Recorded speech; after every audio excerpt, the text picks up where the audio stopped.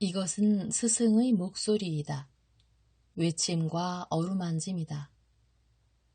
이 목소리가 회개하기를 원치 않는 사람들에게 말할 때에는 외침이 되고, 비록 불완전하더라도 하느님과 그분의 말씀을 찾아내려는 착한 뜻을, 하느님과 그분의 말씀을 찾아낸 다음에는 자기를 거룩하게 하려는 착한 뜻을 가진 사람들에게 말할 때에는 어루만짐이 된다.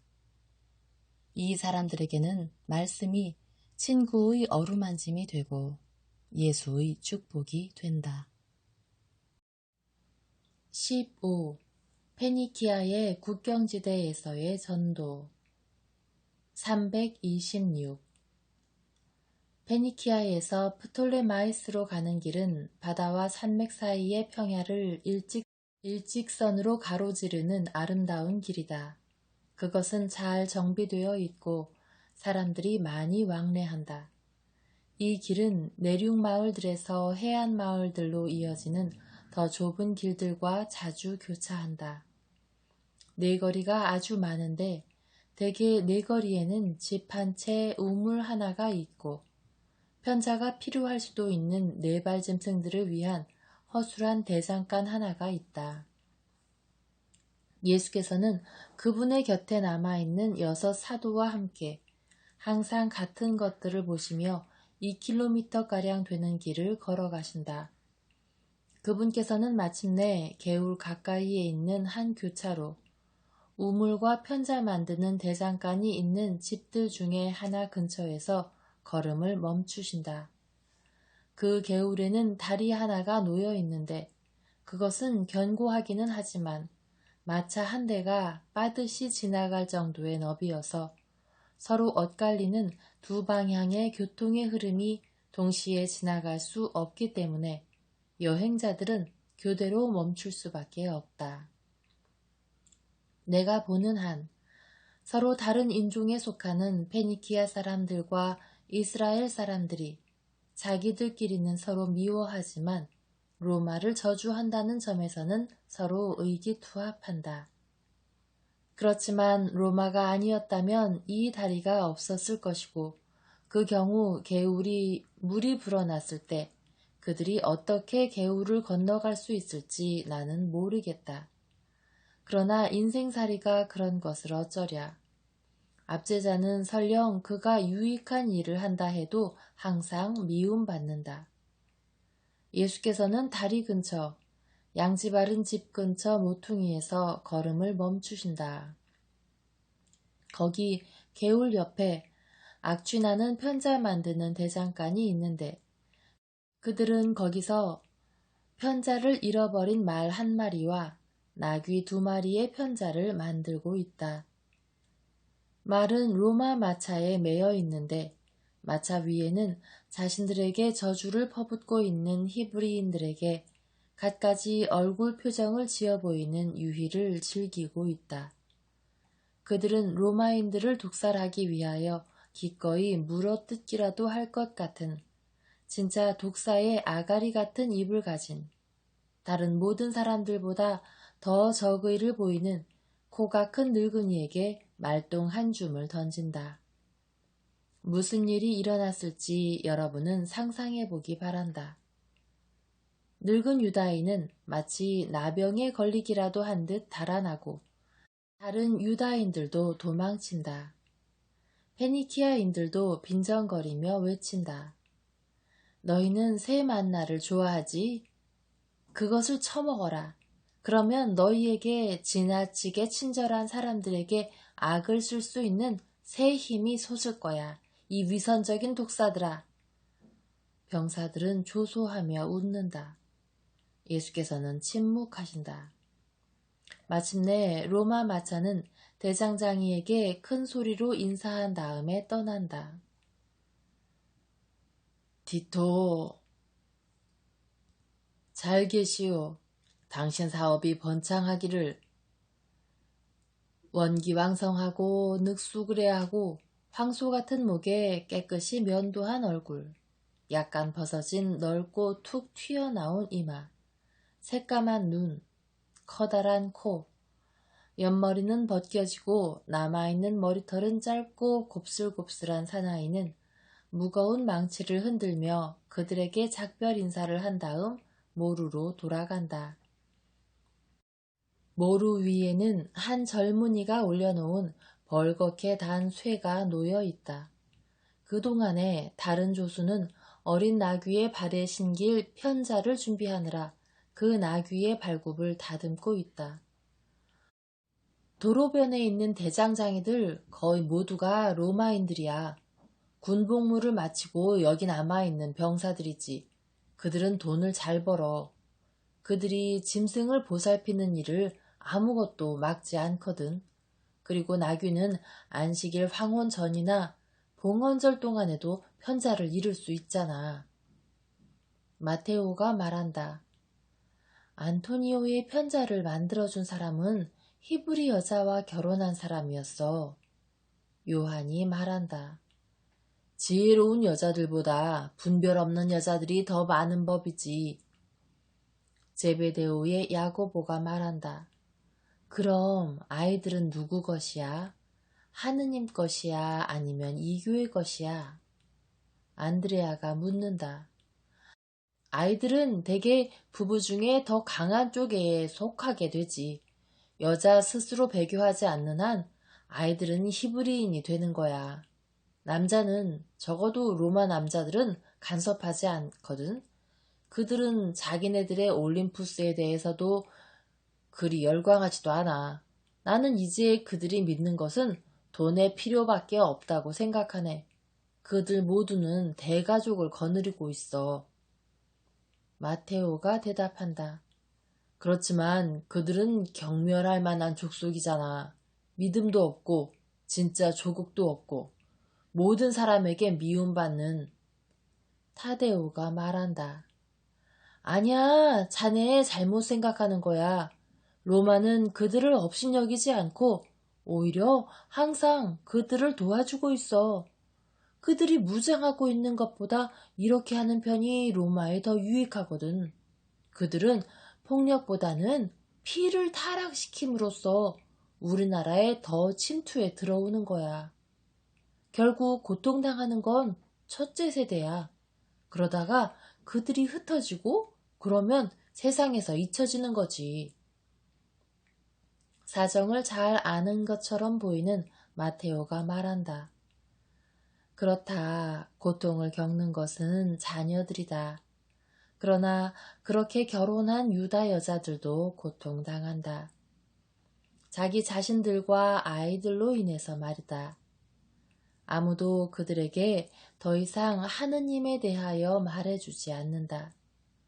그러나 미래에는 이런 일이 일어나지 않을 것이다. 그때에는 민족들과 국가들의 그러한 차별이 없을 것이다. 왜냐하면 영혼들은 오직 하나의 조국인 내 나라 안에서 결합해 있을 것이기 때문이다. 그때까지 침묵하고 계셨던 예수께서 말씀하신다. 그렇지만 그때 그들은 이미 죽었을 겁니다. 요한이 부르짖는다. 아니다. 그들은 내 이름 안에서 모일 것이다. 더 이상 로마인이나 리비아인, 그리스인이나 흑해연안의 사람들, 이베리아인이나 갈리아인, 이집트인이나 히브리인이 없고 그리스도의 영혼들만이 있을 것이다. 내가 똑같이 사랑하고 그들을 위하여 똑같이 고통당하는 영혼들을 그들의 국적에 따라 차별하는 사람들에게는 화가 있을 것이다. 그렇게 하는 사람은 보편적인 것인 사랑을 이해하지 못했다는 것을 드러낼 것이다. 사도들은 은밀한 책망을 알아듣고 말없이 고개를 숙인다. 모루에 놓고 쇠를 두드리는 소리도 그쳤고 나귀의 발굽에 마지막 편자를 때리는 망치 소리도 줄어든다. 예수께서는 이 기회를 포착하여 목소리를 높여 사람들이 그분의 말씀을 듣게 하신다. 그분께서는 표면상으로는 그분의 사도들에게 하셨던 말씀을 계속 하시는 것처럼 보이지만 실제로는 행인들과 아마도 집안에 있는 사람들에게도 말씀하시는 것이다. 서로를 부르는 여자들의 목소리가 따뜻한 공기 중에서 들리는 것으로 보아 집 안에 있는 여자들을 상대로도 말씀하시는 것이다. 사람들 사이에 혈족 관계가 없는 것처럼 보이더라도 그것은 항상 있는 법이다. 그것은 유일한 창조주로서의 기원이다. 나중에 한 아버지의 자녀들이 갈라진다 해도 그들의 혈통의 유대는 바뀌지 않는다. 마치 자기 아버지의 집과 의절한 아들의 혈통이 바뀌지 않는 것처럼 말이다. 카인의 핏줄에는 온 세상으로 도망쳐 다닐 수밖에 없게 된 그 범죄 후에도 아담의 피가 흐르고 있었다. 또한 살해당한 아들로 인하여 울었던 하와의 고통 후에 태어난 자녀들의 핏줄에도 멀리 떠나간 카인의 핏줄에서 흐르는 것과 똑같은 피가 흐르고 있었다. 창조주의 자녀들의 평등도 그러한데 더 순수한 이유로 그러하다. 그들이 타락했느냐, 망명자냐, 배교자냐, 죄지은 사람이냐, 우리와 다른 언어를 말하고 우리가 혐오하는 다른 신앙을 가지고 있고 외국인과 결혼하여 자신을 더럽혔느냐, 그렇다고. 그러나 그들의 영혼은 한 하느님에게서 왔고 그 사실은 변하지 않는다. 비록 그들이 분열되고 길 잃고 추방되고 타락했더라도 말이다. 비록 그 영혼이 하느님 아버지께 고통거리가 된다 해도 그들은 여전히 그분에 의하여 창조된 영혼이다. 지극히 인자하신 아버지의 착한 자녀들은 착한 감정을 가져야 한다. 아버지에게 착해야 하고 형제들이 어떻게 되었든 같은 아버지의 아들들이니 형제들에게 착해야 한다. 그들이 죄인이거나 배교자이거나 이교도이기 때문에 아버지의 고통의 원인이 되는 그분의 자녀들을 그분께 도로 데려와 아버지의 고통을 위로해 드리려고 애씀으로써 아버지께 착하게 되어야 한다. 형제들에게도 착해야 한다. 왜냐하면 그들은 아버지에 의하여 창조된 영혼을 가지고 있는데 비록 그 영혼이 죄에 있고 더럽혀진 몸 안에 갇혀 있고 그릇된 종교를 통하여 둔해졌지만 항상 우리 자신의 영혼과 같은 하느님의 영혼이기 때문이다. 너희 이스라엘 사람들은 우상 숭배적인 종교로 인하여 하느님으로부터 가장 멀리 있는 우상 숭배자든 이교도들 중에서도 가장 심한 이교도든 사람들 중에서 가장 철저한 무신론자든 자기의 기원에 대한 몇 가지 흔적을 전혀 가지고 있지 않은 사람은 아무도 없다는 것을 기억해라. 우리 종교가 단죄하는 성들의 혼합으로 내려감으로써 우리의 올바른 종교에서 떨어져 나가고 잘못된 길을 간 당신들도 당신들 안에 있던 이스라엘적이었던 모든 것이 다른 신앙과 인종을 가진 사람에 대한 사랑으로 질식하여 죽은 것처럼 생각된다 해도 그것이 죽지 않았다는 것을 기억하시오. 여전히 살아있는 무언가가 있는데 그것은 이스라엘입니다. 죽어가는 불을 살리고 하느님의 뜻에 의하여 여전히 살아남아있는 불씨를 타오르게 하여 그것이 육체적인 사랑을 압도하게 하는 것은 여러분의 의무입니다. 그 사랑은 죽음과 함께 끝나지만 당신들의 영혼은 그렇지 않습니다. 그것을 기억하시오.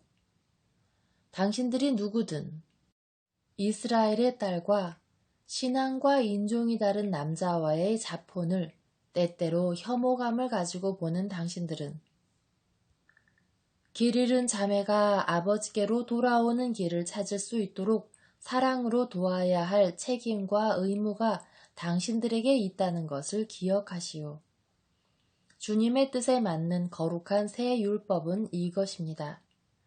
구속주를 따르는 사람들은 구속되어야 할 사람이 누구든 그를 구속하여 하느님으로 하여금 아버지의 집으로 돌아온 영혼들로 인하여 미소 짓게 해드리고 구세주의 희생이 헛수고나 하찮은 것이 되지 않게 해야 한다는 것입니다.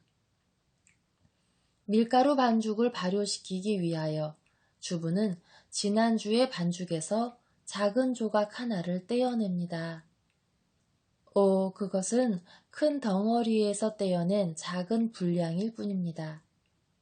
그녀는 그것을 반죽에 묻어놓고 그 반죽을 해로운 바람이 불지 않는 집 안의 유리한 따뜻한 곳에 가져다 둡니다.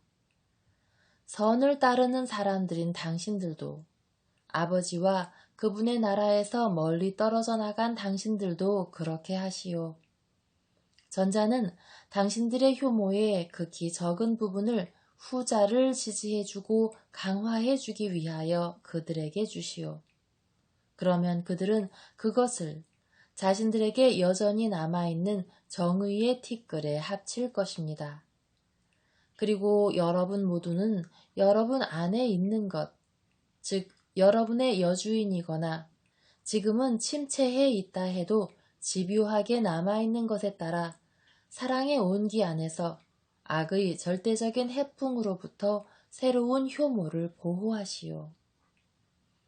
여러분의 가정들의 따뜻함으로 길을 잘못 든 같은 교인의 마음 속에서 발효하고 있는 같은 종교의 믿음으로 부축해 주어 그녀가 자신이 여전히 사랑받고 있고 자신이 여전히 시온의 딸이며 당신들의 자매라는 것을 느낄 수 있게 해주고 그녀의 착한 뜻이 열매를 맺고 하늘나라가 모든 영혼들에게 올 수 있게 해주시오. 그런데 저 사람이 누구야? 사람들이 서로 묻는다. 그들은 이제 다리를 건널 수 있는데도 서둘러 건너가려고 하지 않고 다리를 건너온 사람들도 가던 길을 계속가기를 서두르지 않는다. 랍비야. 이스라엘의 랍비. 여기 이 페니키아의 경계지방에? 이런 일은 처음인걸. 그렇지만 그게 사실이야. 아세르가 그러는데 저분은 사람들이 성인이라고 부르는 분이래. 아마 저분께서는 사람들이 저분을 박해하기 때문에 이리로 피신한 걸 거야. 그 자들은 정말 파충류들이야. 저분께서 우리와 함께 계시면 참 좋겠는데 저분께서는 기적을 행하실 거야. 그동안 예수께서는 그곳을 떠나 밭들 사이에 나 있는 오솔길을 따라 걸어가신다.